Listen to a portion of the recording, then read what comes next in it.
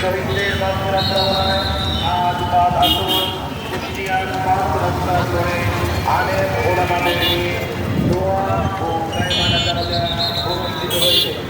আমার শিক্ষক ভাইদের জন্য তারা যা করতেছে সেই জিনিসটা সামনে আসার জন্য আমার ভাইরা যে পরিশ্রম করতেছে, এখন তো কেউ নেই, কারো কথা না শুনলে কী হবে?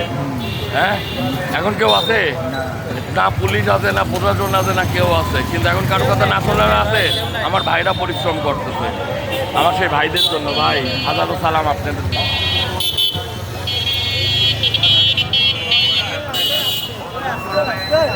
কুষ্টিয়া থানার মোড় পুরা ভাইরা ট্রাফিক সব কিছু করতেছে। থানা পুড়ে যাচ্ছিল, সেটারেও বাঁচাচ্ছে।